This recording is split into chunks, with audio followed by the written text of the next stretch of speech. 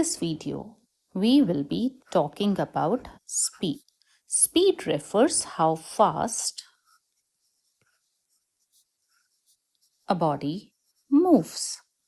Can I quantify speed? Can I calculate speed? Yes, I can calculate speed.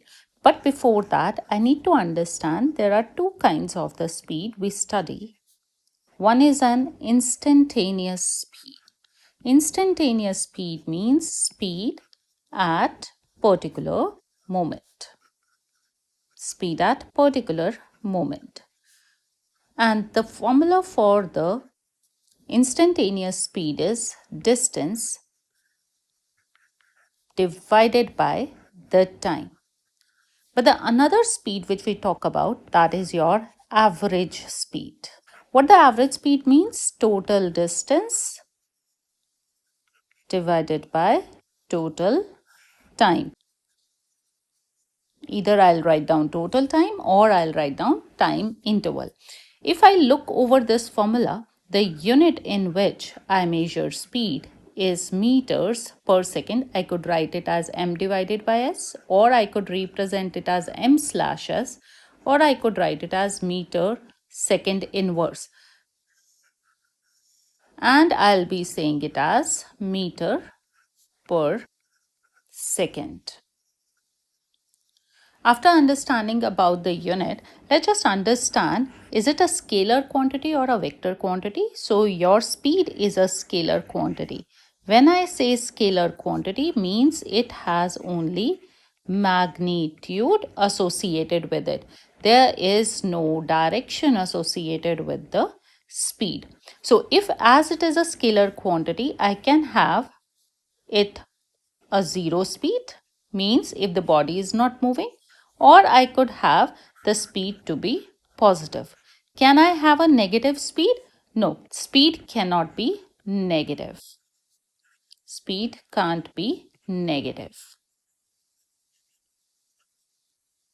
Okay, now let's just understand what I mean by average speed. For an example, you started from the point O, you covered up 5 meters in 3 seconds, and when I say you, I am referring to a car in which you are sitting. The next 5 meters you covered, let's just say in 4 seconds, or in the next 3 seconds you covered 4 meters. So if I look over the time interval for O to A to B and B to C, your speeds are respectively 5 meters by 3 seconds.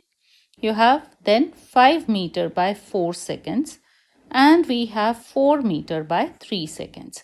Now what we can do? We can actually calculate the speeds very quickly, where we have 5 divided by 3. So 5 divided by 3 will gives me 1.6. It will gives me 1.67 meter per second. Here 5 divided by 4 will gives me 1.25 meter per second, and I have 4 by 3. So 4 by 3 is equals to 1.33 meter per second.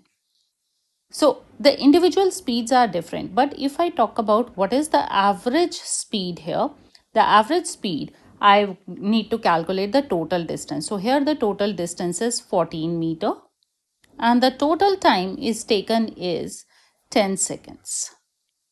So it says 1.4 meter per second. Now here, by calculating the average speed, I can say that for the whole motion, the body is being moving at a speed of 1.4 meter per second. The body is being moving at a speed of 1.4 meter per second, where individual speeds were different. So at certain point the body was traveling at a higher speed, like is moving faster. Somewhere the body is being moving slower. So that was all for today. Let's move to the next concept tomorrow. Take care. Bye bye.